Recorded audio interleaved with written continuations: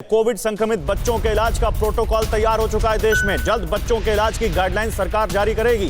कई राज्यों में तीसरी लहर पर बच्चों के लिए अलग तैयारियां भी दिख रही हैं। कई जगहों पर स्पेशल पीडियाट्रिक वार्ड्स बनाए जा रहे हैं कोविड से निपटने के लिए। बच्चों के लिए अस्पताल में कोविड वार्ड बनाए जा रहे हैं और उन सब का एक ही मकसद है कि हमारे जो नौनिहाल हैं या जो हमारी यंग जनरेशन है उसको अगर कोविड निशाना बनाता है, ये वायरस निशाना बनाता है, तो हम इतने तैयार हो कि उससे डट कर मुकाबला कर सकें और अपने बच्चों को बचा सकें, क्योंकि हमने दूसरी लहर में बहुत सारे लोगों को खो दिया है और इसके पीछे हमारी कमजोर तैयारी भी एक बड़ा कारण सामने आया है। लेकिन देखिए, इन देशों में बच्चों का टीकाकरण शुरू हो चुका है। वैक्सीनेशन भी आपको बच्चों को करना होगा जल्दी से जल्दी। क्यों? क्योंकि बच्चों को वैक्सीन देना बहुत बड़ी इस वक्त की जरूरत है और बहुत सारे कम देशों में यह हो रहा है। अमेरिका में 12 से 15 साल के बच्चों के लिए वैक्सीनेशन शुरू हो चुका है। कनाडा वो देश था जिसने सबसे पहले ये शुरू किया। मई से ही बच्चों का टीकाकरण शुरू किया। जापान में 28 मई से बच्चों के लिए टीकाकरण की मंजूरी मिल चुकी है।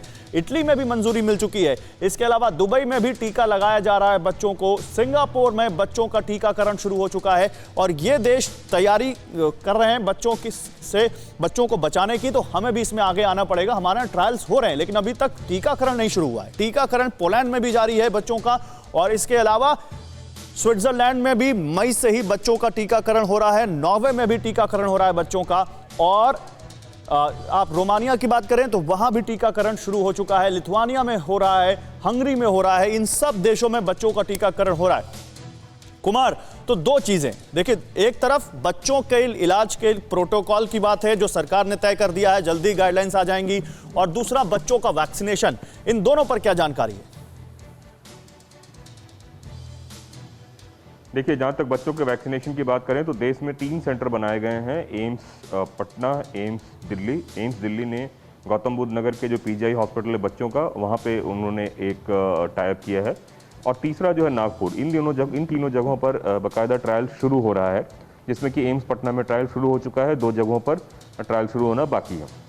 3 महीने का ट्रायल है। लगभग 525 बच्चों पे ये ट्रायल होगा और बताया जा रहा है कि उसके बाद ही इमरजेंसी अप्रूवल बच्चों के वैक्सीन को मिल पाएगा। लेकिन इन सब के बीच एक दूसरी खबर भी बताना चाहूंगा आपको कि दुनिया की तमाम ऐसी कंपनियां हैं जिन्होंने बच्चों के वैक्सीनेशन पे काम किया है और वैक्सीन बनाई है, जिसमें कि फाइजर भी शामिल है। आपको याद होगा कि थोड़े दिन पहले ही गवर्नमेंट ऑफ इंडिया से जो विदेश मंत्री हैं डॉक्टर एस जयशंकर, वो अमेरिका गए थे और वहां उन्होंने कई सारी विदेशी कंपनियों से बात भी की थी, जिसके बाद जो कंपनियां हैं उनकी शर्तें थी, जिसमें कि ब्रिज ट्रायल और इंडेनमेंटी बॉन्ड, ये दोनों चीजों को जो है गवर्नमेंट ऑफ इंडिया ने नरम रुख दिखाया था और कहा था कि आप एक बार अपना वैक्सीन लेके आइए तो सही हिंदुस्तान में।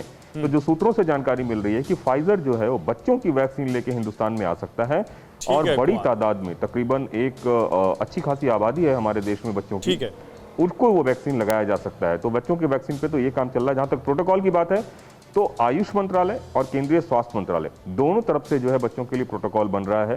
कब बच्चों को घर से निकलना है, कब तक घर में रहना है। आपको याद होगा कि कोरोना के ठीक है कुमार, तो इस प्रोटोकॉल के बारे में हुई तो बच्चों और बुजुर्गों को और ज्यादा जानकारी आपसे लेंगे और बताएंगे अपने व्यूअर्स को आगे भी कि ये प्रोटोकॉल क्या है और उसमें क्या गाइडलाइंस है। फिलहाल बहुत शुक्रिया आपका कुमार।